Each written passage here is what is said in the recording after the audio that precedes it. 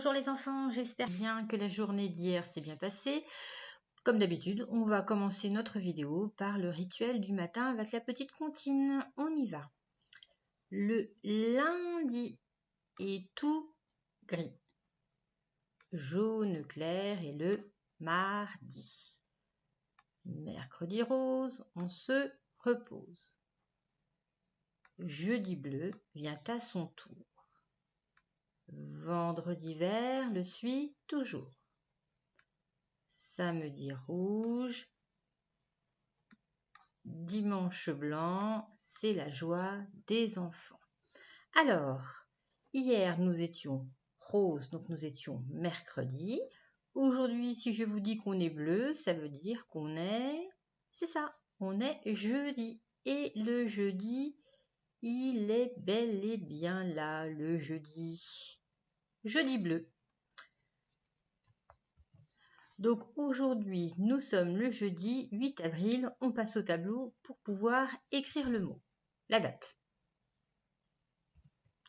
Alors, donc pour écrire le mot jeudi, peut-être que vous allez réussir à le dire à la maison tout seul. Et surtout, n'hésitez pas si vous voulez écrire la date aussi à la maison pour vous entraîner un petit peu. Donc j'ai besoin d'écrire un J, c'est bien. Il me faut la lettre E, U, le D et le I. Nous sommes aujourd'hui le 8e jour du mois, je vous écoute, du mois d'avril, que j'écris avec le A, le V, le R, cette lettre-là, c'est le I, et le L. Nous sommes donc le jeudi 8 avril, je viens d'écrire la date avec les lettres capitales. Maintenant, je vais passer en lettres minuscules script. Alors, en minuscule script, le mot jeudi, donc ça s'écrit toujours avec la lettre J, E, U, D, I. Je rappelle qu'on est le 8e jour du mois d'avril. A, V, R, I, L. Alors, est-ce qu'il y a des lettres que l'on reconnaît entre le mot jeudi et le mot avril? Eh bien, oui, vous avez raison, il n'y en a qu'une. C'est le I du jeudi et le I du mois d'avril. Ici, nous avons le J, le E, le U, le D, le I, le 8, le A, le V, le R, le I et le L. Jeudi 8 avril. On continue le travail. Maintenant, il s'agit de faire la météo. C'est très bien. Donc la météo aujourd'hui, je ne sais pas pour vous, mais alors moi dehors, sur la montagne de Suin, il y a un magnifique soleil. Le ciel est très dégagé, on voit pas de nuages. En revanche, au niveau de la température, il fait très très froid. Ce matin, ma voiture était toute gelée. Je pense qu'il devait faire -1, -2. Je ne sais pas pour vous. Bien, une fois que nous avons fait donc la météo, il nous reste à dire aussi en quelle saison nous sommes. Nous avons dit que l'hiver était déjà passé. Nous avons dit que l'automne était aussi passé. Il nous reste donc soit la saison du printemps, soit la saison de l'été. Et vous vous souvenez, nous sommes encore à la saison du printemps. C'est bien. Donc j'entoure ce petit personnage qui se trouve devant un arbre qui commence à être en fleurs. Donc nous sommes bien dans la saison du printemps. Et quand la saison du printemps sera finie, nous serons donc à saison. La saison de l'été, vous avez raison. Maintenant que nous avons fait la saison, on passe à l'alphabet. L'alphabet, le voici, le voilà. On y va avec la petite chanson. A, B, C, D, E, F, G, H, I, J, K, L, M, N, O, P, Q, R, S, T, U, V, W, X, Y et Z. Je connais mon alphabet, C'est à toi de le chanter. Voyons voir si vous êtes capable de reconnaître les lettres que je vais vous montrer. Je suis sûre que oui. On commence avec celle-ci. C'est le V. Le N. La lettre C. La lettre E. La lettre J. La lettre A. La lettre S, c'est bien. Ça, c'est un peu dur des fois. La lettre W. Le L. Le R. Le O. La lettre T, bravo. Le Z. Le D. Celle-ci, c'est le K. Oh, ça c'est facile. Le I, bien sûr. Le B. G. M. H. U. P. Le F. Le Q. X. Et Y. Bravo, vous avez réussi à reconnaître, j'espère, un maximum de lettres. Sinon, on ne s'inquiète pas, on continuera à les apprendre au fur et à mesure. L'année n'est pas encore terminée. On continue le travail. Une fois que nous avons donc fait la date, la météo, la saison, l'alphabet, il nous reste donc à écouter l'histoire du jour et on va reprendre l'histoire de notre ami Timothée. Alors, vous vous souvenez certainement de cette histoire. Ça s'appelle donc la première page première chose qu'on voit du livre. Ça s'appelle donc une couverture, c'est bien. Sur la couverture, on reconnaît notre petit personnage Timothée et le titre, il est ici. Timothée cuisine un anniversaire. Est-ce que vous vous souvenez de quoi ça parle? Je pense que oui, du petit chaton qui veut préparer un anniversaire pour son papa. Allez, on y va. Timothée cuisine un anniversaire, un livre de Rémi Courgeon. Timothée l'a décidé. Demain, c'est l'anniversaire de son papa. Mais Timothée, répond maman, l'anniversaire de papa, c'est le 8 septembre. D'accord, alors demain, ça sera le 8 septembre. Vous avez vu là, son gâteau, à quoi il ressemble? Qu'est-ce qu'il a utilisé? Oui, il a utilisé plein d'oreillers. Et pour faire les bougies, des Legos et des caplas. Timothée veut cuisiner un géant anniversaire pour son papa avec le plus de trucs bons possible. Il veut faire le gâteau tout seul, si sa maman l'aide un tout petit peu. Voyons voir sur la table, est-ce que vous reconnaissez des aliments? Moi, j'en reconnais quelques-uns.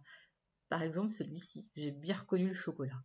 Les bananes, un ananas, qu'est-ce que vous voyez d'autre?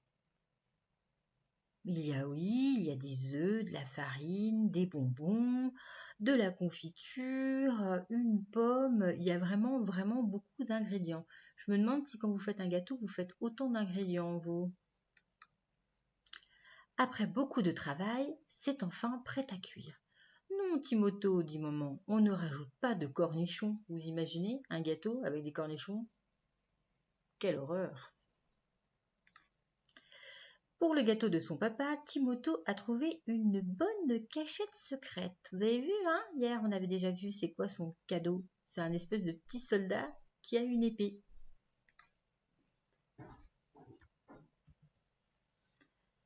Timothée trouve que 20 minutes de cuisson, ça dure vraiment longtemps.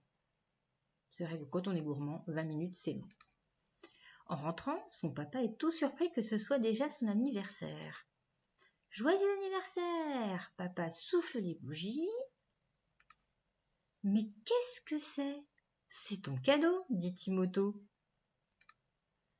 Merci, mon grand. Ouh, il a une drôle de tête, Timothée. Vous vous souvenez pourquoi? L'anniversaire est réussi, le gâteau est réussi, le cadeau fait plaisir à papa. Pourtant, il y a un petit truc qui ne va pas. Papa, tu as avalé son épée. Oups! Et voilà, fin de l'histoire. Alors, le travail d'aujourd'hui va consister à travailler sur le prénom. Donc moi, je vais utiliser le prénom de Timothée que vous allez écrire sur une feuille. Donc si je prends celui de Timothée, ça fait T, I. On essaye de bien espacer les lettres. I, M, O, T et O. Ensuite, vous allez prendre un crayon d'une autre couleur. Moi, par exemple, je vais venir prendre le bleu. Et on va venir entourer, suivre le contour de chaque lettre, comme ceci. Voilà. Alors, pour les petits, on peut adapter le travail, c'est-à-dire que c'est papa et maman qui vont écrire le prénom, s'il y a besoin, et les petits vont venir faire le contour de la lettre. Mais bon, je pense que les petits, vous pouvez y arriver. Donc, on va venir faire le contour comme ceci.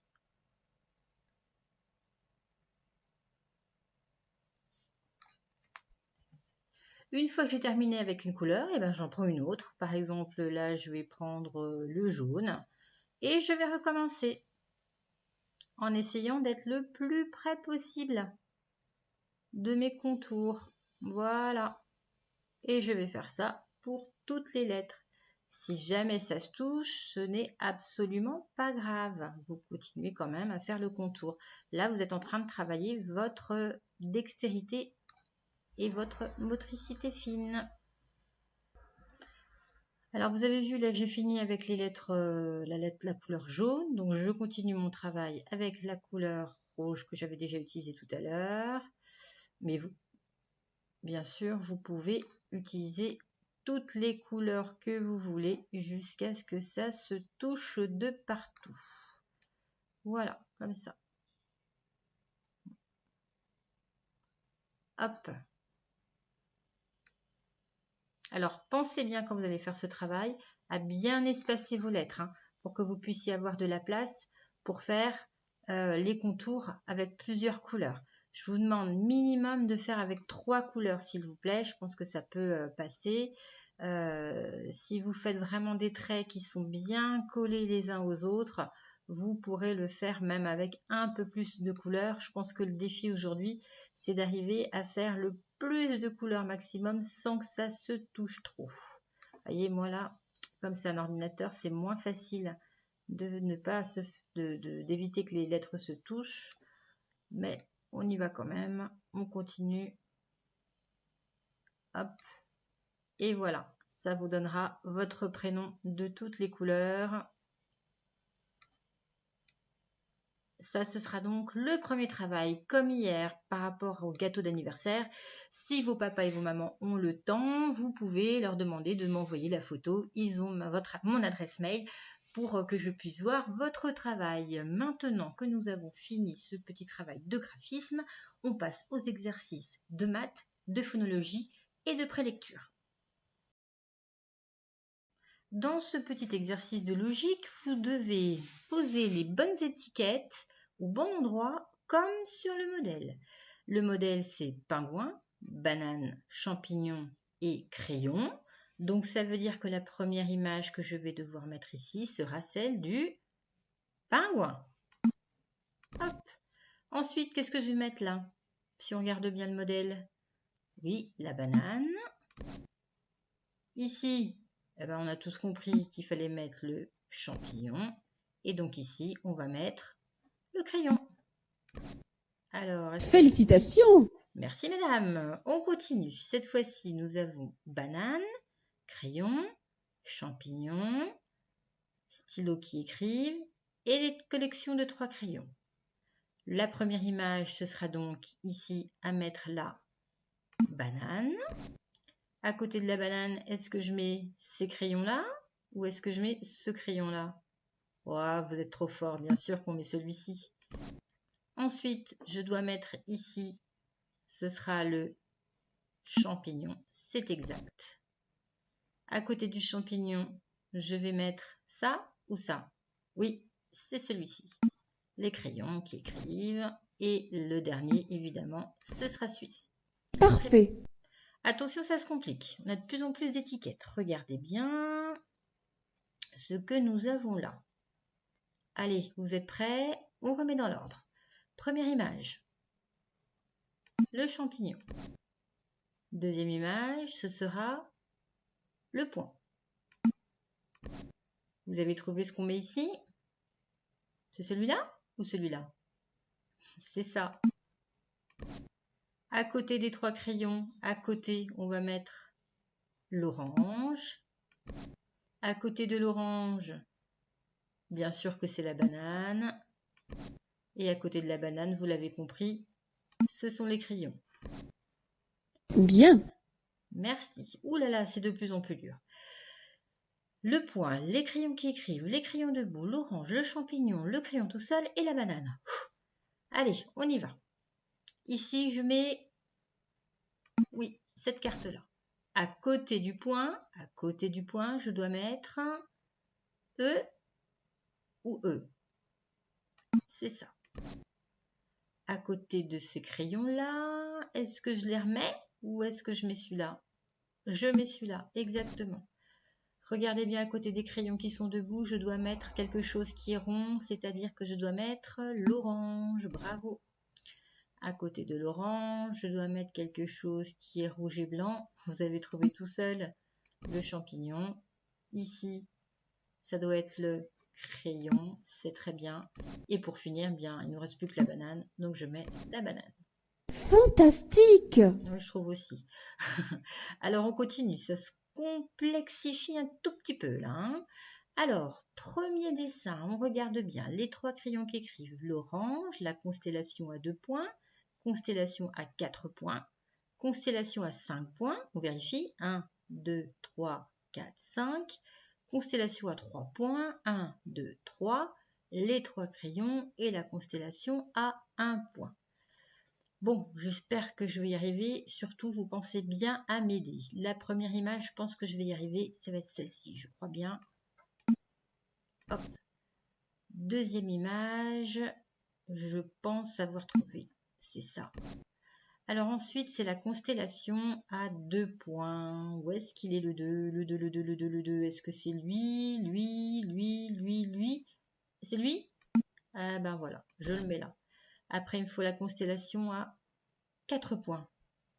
Donc, ça ne sera pas lui. Est-ce que c'est lui? 1, 2, 3. 1, 2, 3, 4. Ah, ben c'est tout bon.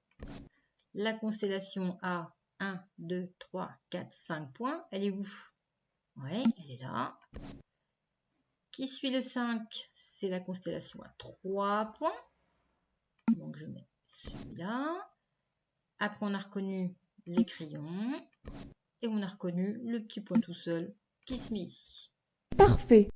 Alors, hier, nous avons fait un petit exercice sur détecte les syllabes, donc c'est-à-dire reconnaître des sons dans des mots. On a fait le niveau 1, maintenant on passe au niveau 2. Clique sur le mot qui contient la syllabe frais. La syllabe frais. Oh, vous avez trouvé, je suis sûre. Oui, c'est ça, dans fraise. No. No, la syllabe no. Alors, est-ce que ça va être dans ce dessin-là, qui est une libellule en réalité? Non. Est-ce que ça va être dans ce dessin-là qui est un dinosaure? Eh bien oui, dinosaure. Donc c'est bien le son no. Pi. On cherche le son pi. Brouette, tapis, pinceau. Vous avez trouvé? C'est tapis. Tapis. To. Le son to.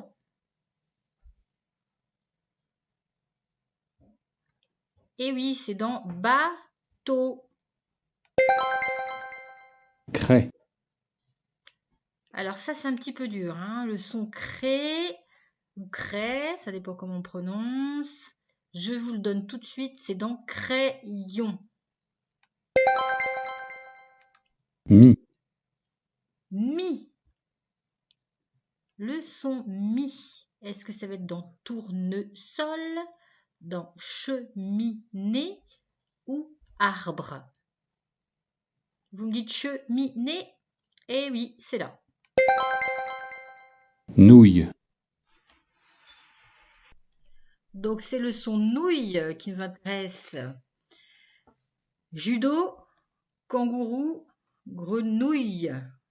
Et oui, c'est la grenouille. Sein. Alors là, je vous la donne aussi, je vous donne la réponse tout de suite parce qu'en fait, ce dessin prête à confusion, dirait un caneton, mais en réalité, c'est un poussin. Donc c'était ici. Pont. Le dernier, vous l'avez trouvé. C'est pompier. Bravo! Donc nous avons réussi à retrouver les syllabes dans chacun des mots-images qui nous étaient présentés. Et maintenant, on continue avec un exercice de reconnaissance visuelle. Alors, dans cet exercice, il s'agit de trouver quel est le dessin qui n'a rien à voir avec les autres, c'est-à-dire trouver l'intrus. Est-ce que vous avez repéré l'intrus dans cette page? Je vous donne un indice, c'est tout en bas, sur la ligne du bas. Et oui, c'est lui. Il est à l'envers. Alors, dans cette série-là, qui est l'intrus? Qui n'a rien à voir avec les autres? C'est lui parce que c'est le plus grand. Regardez, tous les autres sont de petite taille.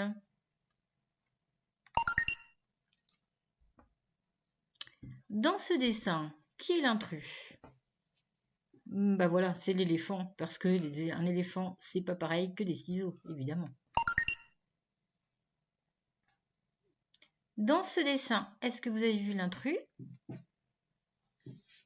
C'est bien le petit lapin bleu. Il est petit par rapport aux autres.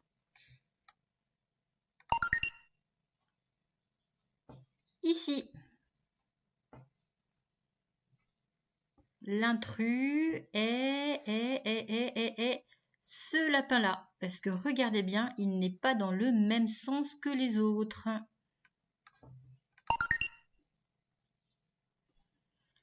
Alors, ici, quel est l'intrus? Eh bien, c'est la trousse, car tous les autres objets sont de couleur marron. Et la trousse, elle, ne l'est pas. Dans cette série, l'intrus se trouve être en haut. Et je vous donne la réponse que vous avez trouvée. C'est bien ces ciseaux-là, parce qu'ils sont rouges, effectivement.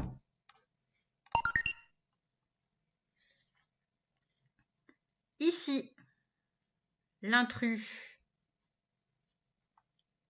est petit et en plus, il a une couleur noire alors que tous les autres sont de couleur violette.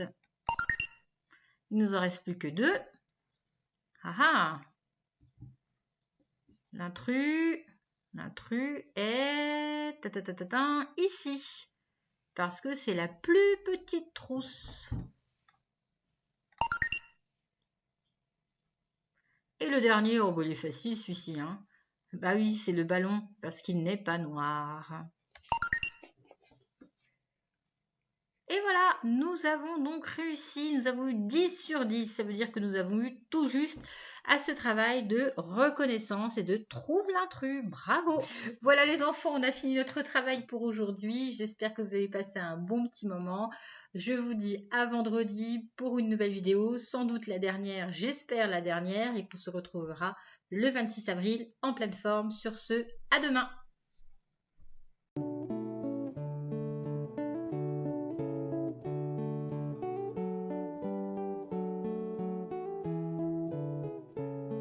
Voici ma petite chanson pour t'apprendre à bien compter.